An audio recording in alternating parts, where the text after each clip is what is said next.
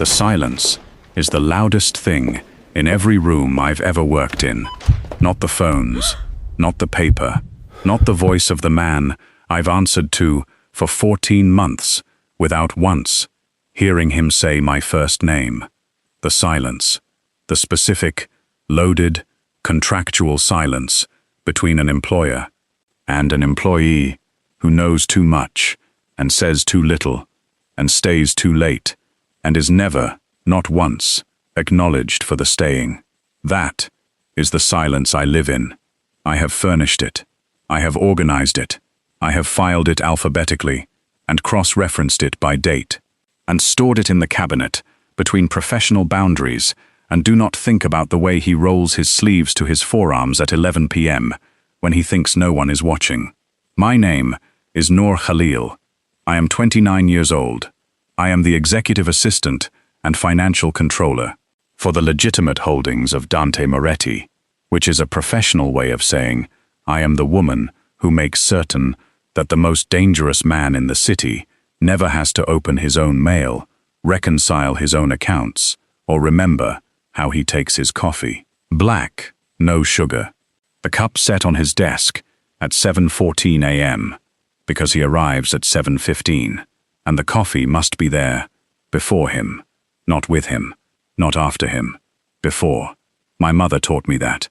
She was a night shift nurse at Mount Sinai for 22 years, and she said the same thing about patient rooms. The IV bag is changed before the alarm goes off, Noor. Not during, not after, before. Because a patient who never hears the alarm is a patient who trusts you, and trust is the only currency that doesn't depreciate. My mother spoke in medical metaphors. I speak in financial ones. We are both talking about the same thing. Invisible labor done so well that no one knows it happened. At 2:47 a.m. on a Wednesday in November, I fell asleep at the wheel of my car on the Queensborough Bridge approach and hit the median barrier at 31 miles per hour. I was not drunk. I was not distracted. I was exhausted.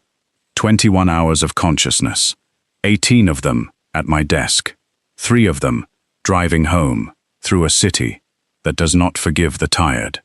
I had been working late because of the discrepancy. The discrepancy I found 3 weeks ago in the Q3 accounts. The discrepancy I had been auditing alone, in silence, without telling a soul, because the discrepancy led to a name I recognized, and I needed proof, not suspicion, and proof takes time, and time takes hours, and hours take the kind of energy I did not have left. At 2:47 a.m. on the Queensborough Bridge, the airbag broke my phone, the median broke my rib. The paramedics broke nothing. They were gentle, professional, the kind of steady-handed people my mother would have approved of. St. Catherine's ER, at 3 a.m., is a country of fluorescent light and quiet urgency. They set my arm in a sling, bruised collarbone, not fractured, and they stitched the small cut above my eyebrow, and they gave me a phone to call someone. I called the only number I know by heart that is not my mother's. The call lasted 9 seconds. Mr. Moretti? It's Khalil. I'm at St. Catherine's. I'm sorry to bother you. I did not ask him to come. That is not what an assistant does. An assistant informs. An assistant delivers the relevant data, location, condition, time, and allows the recipient to priorities accordingly. I expected voicemail. It was 3 a.m. I expected the call to go to the line he keeps for after-hours administrative matters, the one that records and forwards and is checked at 7:14 a.m. with the coffee. He answered on the second ring. He did not say hello. He did not say my name. He said, "Which hospital?" "St. Catherine's. I'm in the ER. Bay 6. It's not serious. I didn't have another number. My phone broke in the line went dead. I held the borrowed phone against my ear for 3 seconds, listening to the dial tone, the way you listen to a sentence. That has been cut short. Then I set it down, and I lay back on the hospital pillow, and I closed my eyes, and I thought about the Q3 reconciliation, sitting open on my desk at the office. Page 47, flagged with a yellow sticky note, the one that would end Carlo Ferrante's 11-year career. The moment Dante Moretti read it, and I thought, I should not have called. This is a complication. This is a variable I did not account for. And then, the double doors at the end of the corridor pushed open. Before I tell you what happened next, answer this. When a man you've worked beside for 14 months, a man who has never said your first name, never asked how you got home, never once looked at you as anything other than the most efficient machine in his operation, when that man walks into a hospital at 3 a.m. with no coat and no entourage, and sits in the plastic chair beside your bed and does not speak for 6 hours, do you let that silence stay? Do you let it become the thing it's becoming? Or do you walk away from the most dangerous feeling you've ever had? Because you know that a man like Dante Moretti does not sit in plastic chairs for people he considers employees. Lock it in. I want to know if it changes by the end. Let me tell you how I became the silence in Dante Moretti's operation. 14 months ago, I was a forensic accounting associate at a mid-size firm in Midtown. I had a cubicle with a dying fern and a salary that covered rent, student loans, and one good meal a day if I cooked it myself. I had my mother's work ethic and my father's absence, and an honors degree from Baruch College that no one in the financial world cared about. Because Baruch is not Harvard, and I am not the kind of woman who walks into a room and gets handed things. I am a size 16. I am 5'4".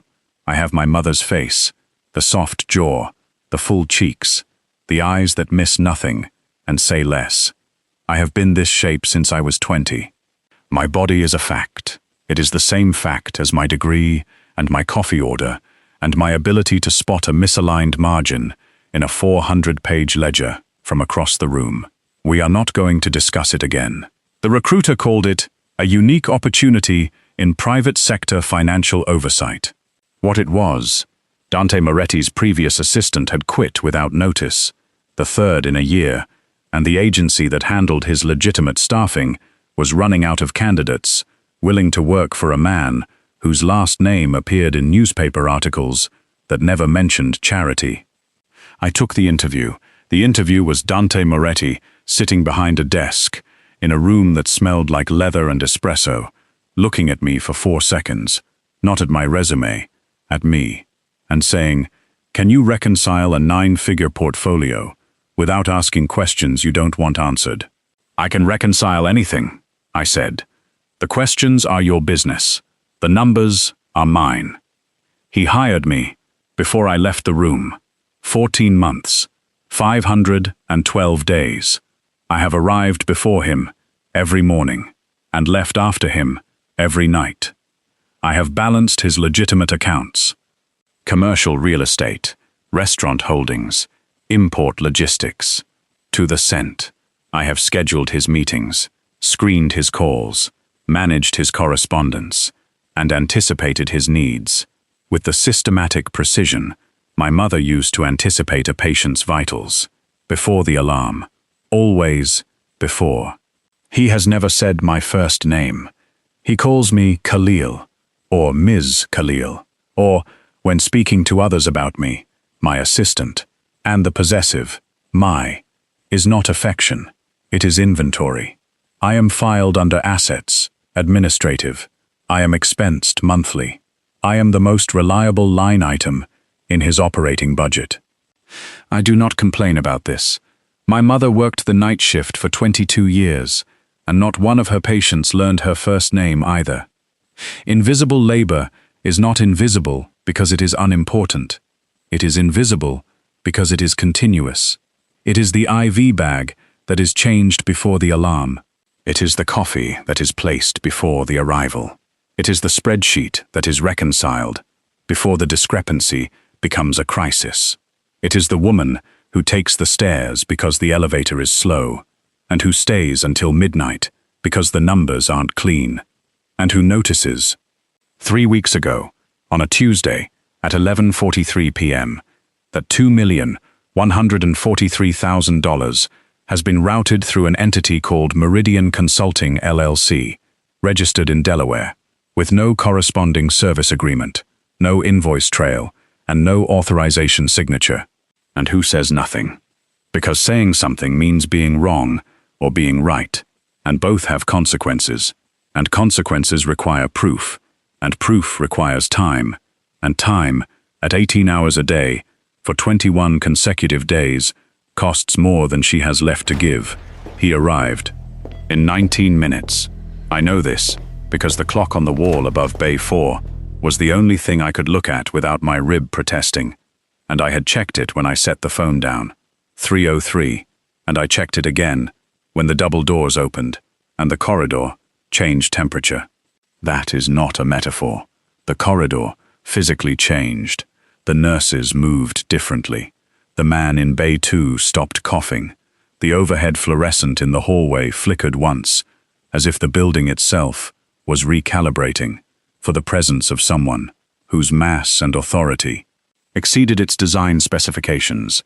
Dante Moretti walked into St. Catherine's emergency room at 3:22 a.m. without a coat, without his men, without the armor of entourage that I had seen him wear to a restaurant opening, a board meeting, and a Tuesday lunch.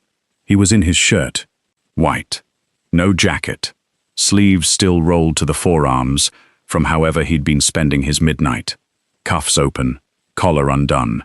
His hair was not combed, his jaw was not set in the usual configuration of authority. He looked like a man who had left his building without stopping for any of the things a man like him stops for. He stood in the doorway of Bay 6, and he looked at me. The sling, the bandage, the gown, the bruise flowering across my collarbone, and he did not speak, not for 4 seconds, not for 10, not for the 30 seconds.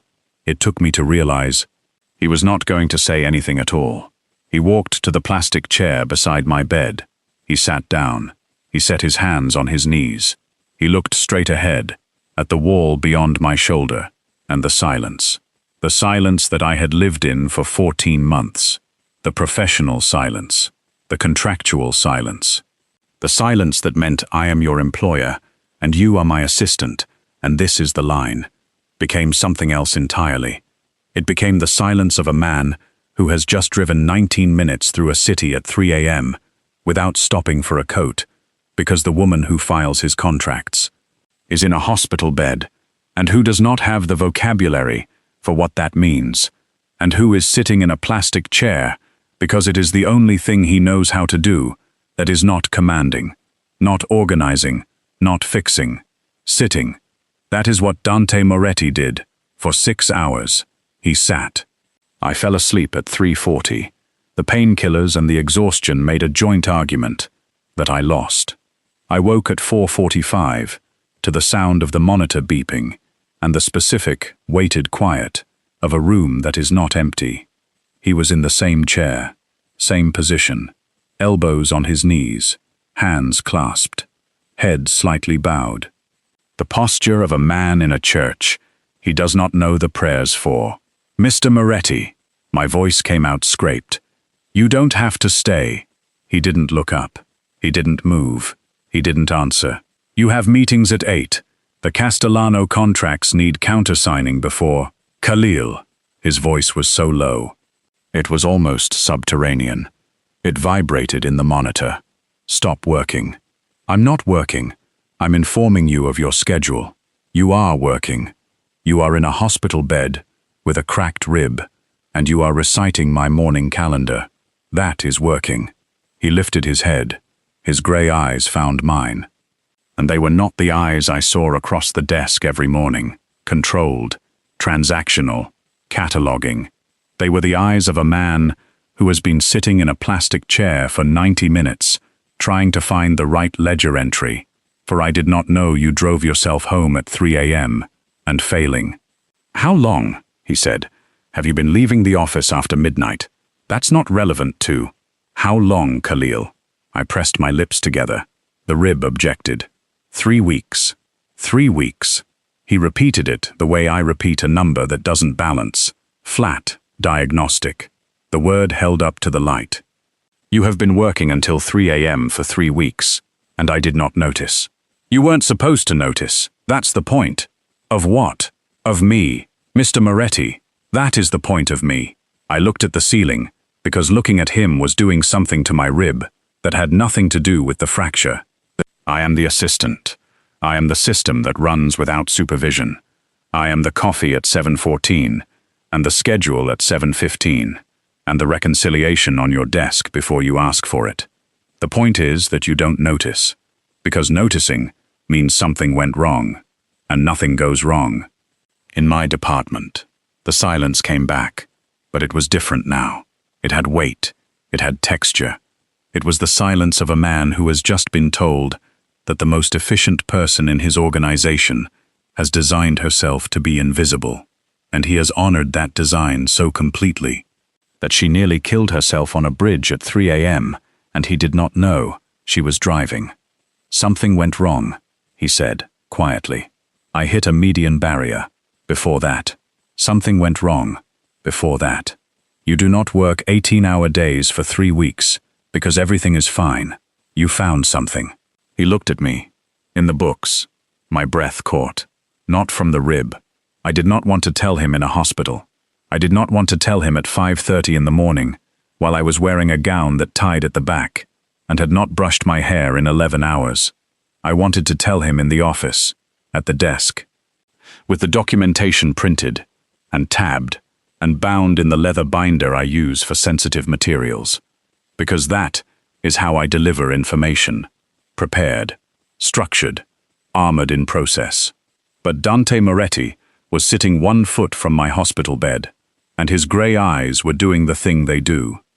When he has identified a variable that doesn't balance, and I knew, the way I know when a margin is misaligned from across the room, that he was not going to leave that chair until I gave him the number. Meridian Consulting LLC, I said. Registered in Delaware, 11 months old. It appears as a vendor payable in 4 of your holding companies. Total disbursement across 11 months, $2,143,000. He didn't blink. There is no service agreement, no invoice trail, no counter-signature. The routing goes through 4 layered LLCs before landing in a personal brokerage account at a firm in Greenwich. I paused. The brokerage account belongs to Carlo Ferrante. The silence that followed was not the silence of the hospital, or the silence of the chair, or the silence of 14 months of professional distance. It was the silence of a detonation that has not yet reached the sound barrier. The Q3 reconciliation is on your desk, I said. Page 47. I flagged it 3 weeks ago. I've been auditing the subsidiary accounts every night since then, to confirm. The documentation is complete. It's clean. It will hold.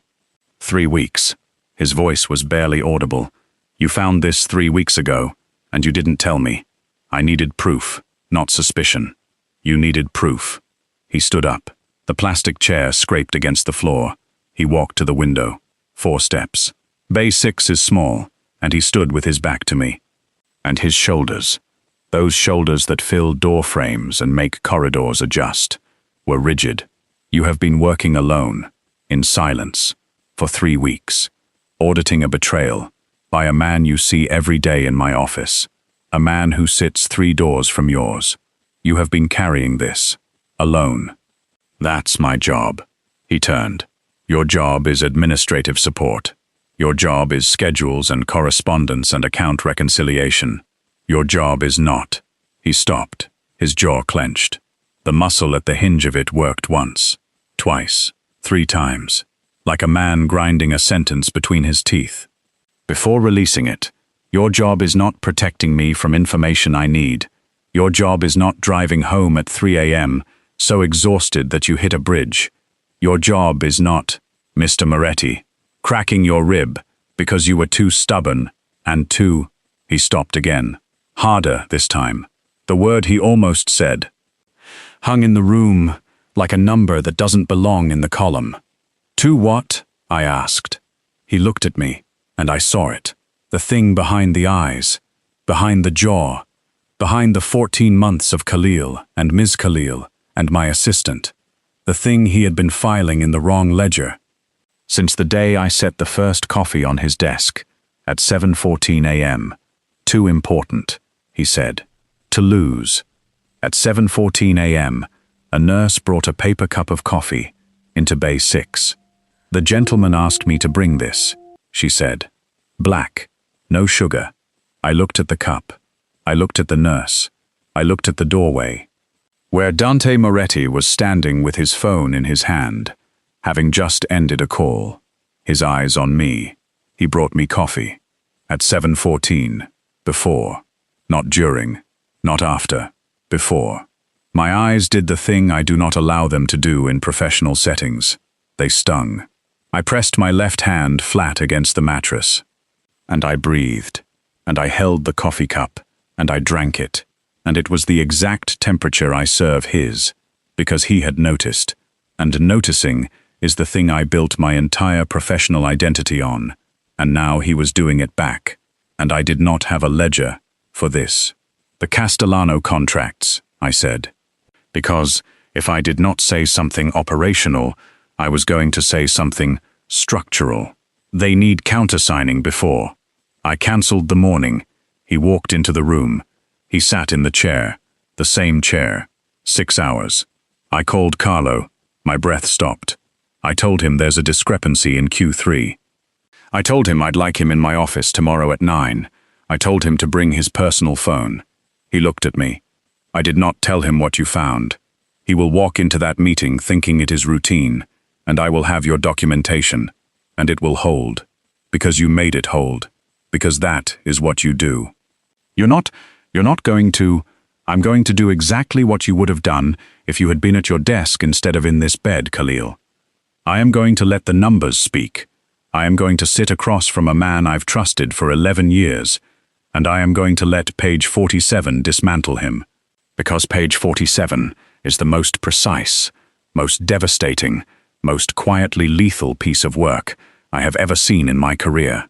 And you wrote it in a hospital waiting room at 11 p.m. on a Tuesday after working 18 hours. It was a Wednesday, I said. I work late on Wednesdays. The corner of his mouth moved. Not a smile.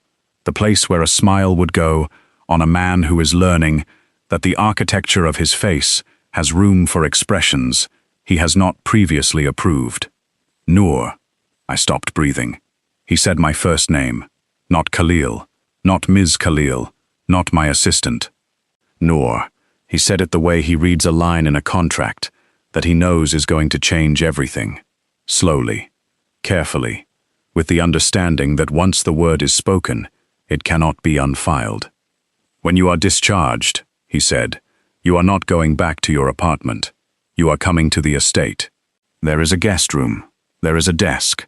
There is a coffee machine. He paused. And there is someone who will make certain you never drive home at 3 a.m. alone again. That's not in my contract. I'm aware. I'm amending it. I moved into the estate the next morning.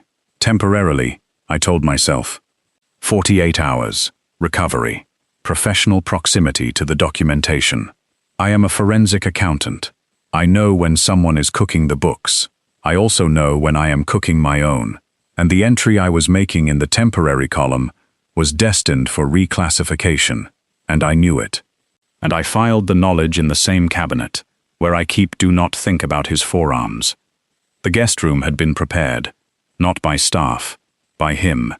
I knew this because the desk had been angled toward the window, which is how I angle my desk at the office, which I had never told anyone. Which meant, he had noticed, the laptop was open to the shared drive. The leather binder was on the desk with the yellow sticky note on page 47, exactly as I had left it, and on the bedside table, at 7:14 a.m., there was a coffee. Black, no sugar. Carlo came at 9. I was not in the room. Dante did not want me in the room, and I did not argue, because the meeting was not about me. It was about page 47, and page 47 could speak for itself.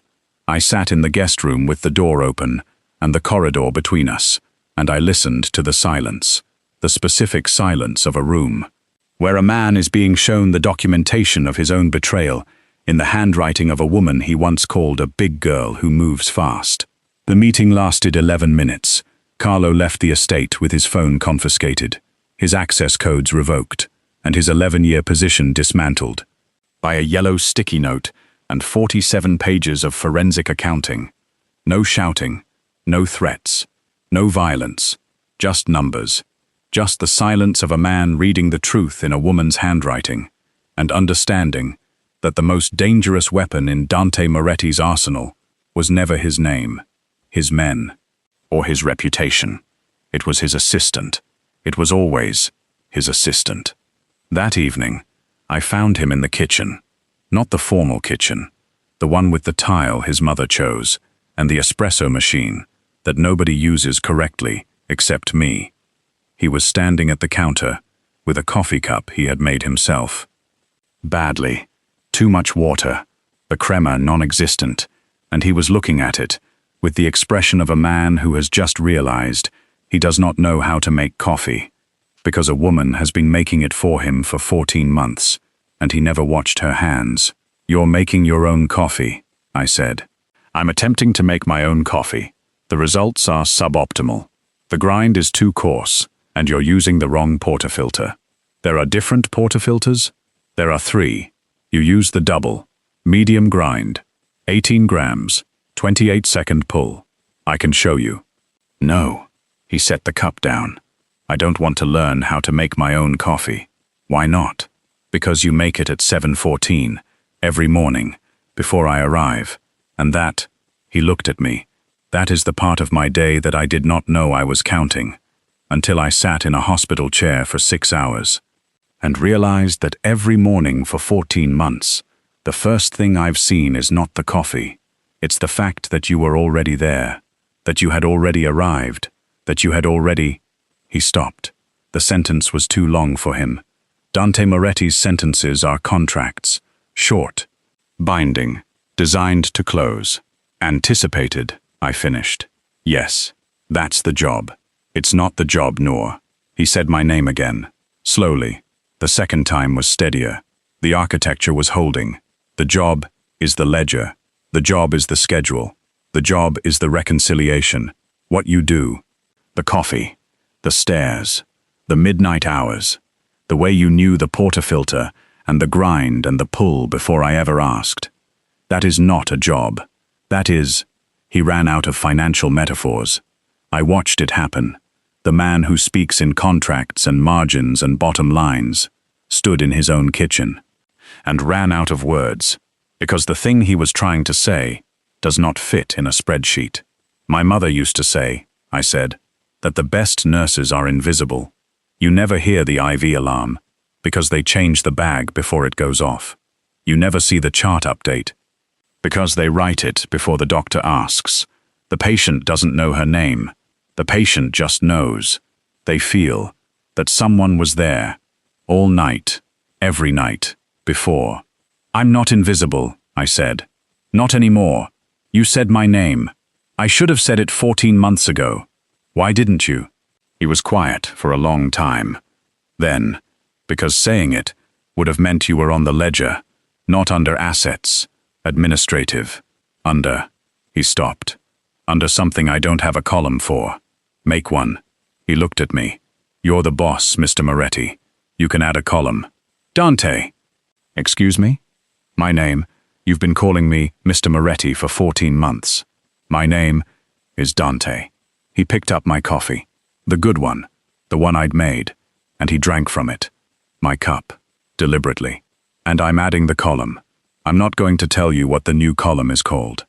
That is a story for another day, and you are going to have to come back for it. But I will tell you this. It is 7:14 a.m., and there are 2 coffees on the desk. Both black, both no sugar. One I made, one he made. His is getting better. The crema is not there yet, but the grind is right. And the pull is close. And I told him so this morning. And he said, I had a good teacher. And I said, you had a good assistant. And he said, I have an essential one. And the silence. The silence I lived in for 14 months. The silence I built my career on.